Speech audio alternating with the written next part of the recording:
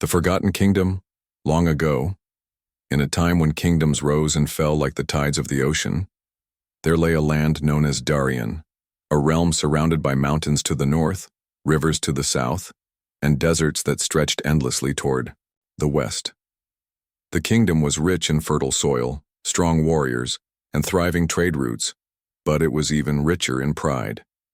At its heart stood the magnificent citadel of Artemis, a city whose walls reached so high that travelers often said the very clouds bent low to kiss them. Within those walls lived King Arvian, a ruler known across neighboring lands not only for his victories in battle but also for his wisdom in governance. Yet, as with many rulers who enjoy long years of prosperity, pride had begun to take root in his heart, clouding the humility that once guided his reign. King Arvian had a son, Prince Kale, a young man of courage but one still untested by the hardships of life. Kyle was admired for his strength with the sword and his eloquence in speech, yet he carried the impatience of youth.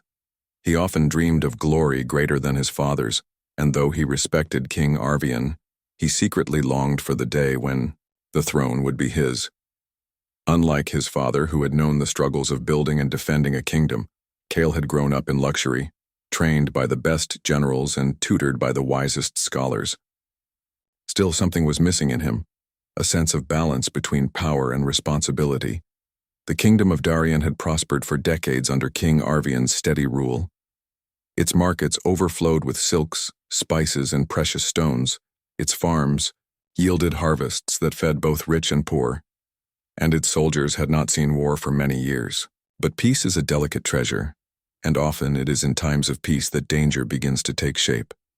To the east of Darien lay the kingdom of Solmir, ruled by King Roderick, a man both cunning and ambitious.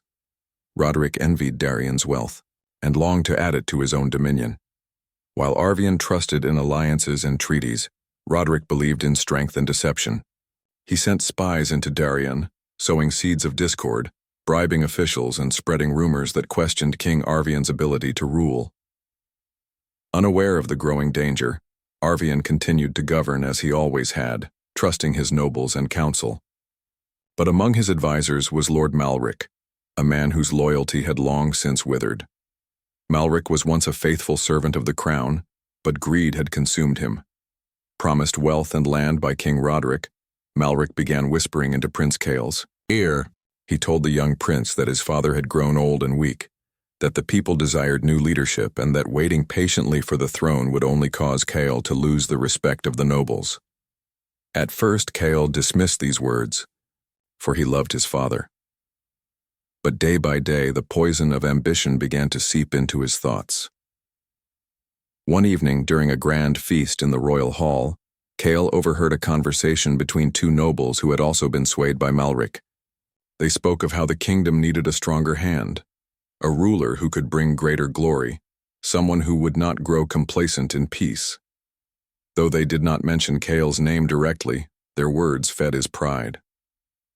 That night, Kale lay awake, torn between loyalty to his father and the burning desire to prove himself as a leader.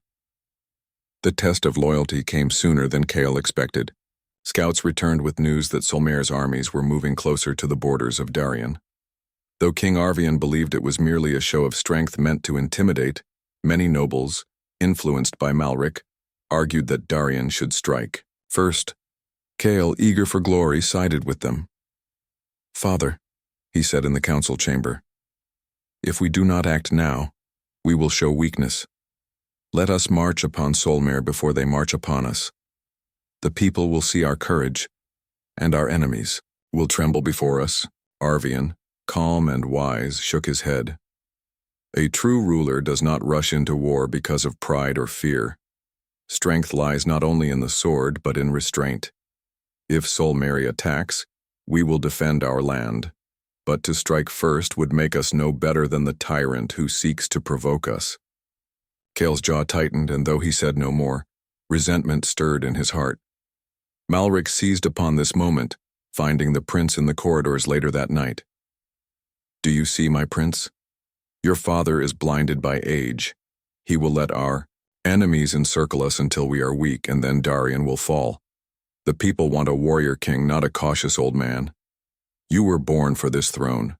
Take it, and you will bring an age of glory." Kyle resisted at first, but his pride and impatience made him vulnerable. Slowly, he began to conspire with Malric and the nobles who had turned against his father. Plans were made in secret chambers, promises whispered in the dark. Soon, an entire faction within the kingdom stood ready to support Kyle should he rise against King Arvian. Yet destiny has a way of humbling those who believe themselves stronger than wisdom. When the Solmerian army finally advanced, it did so with greater force than anyone had expected.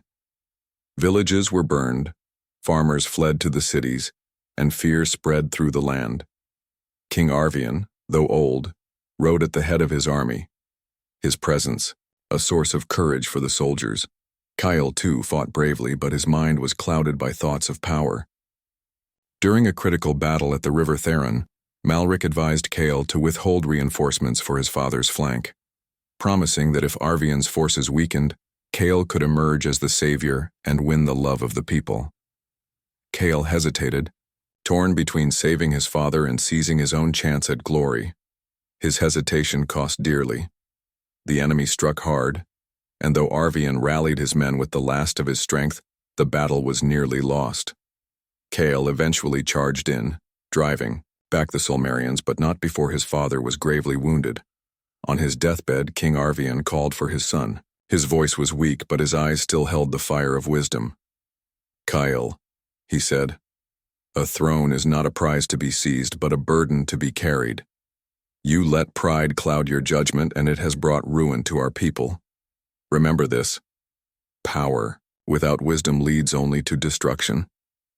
With those words, Arvian breathed his last.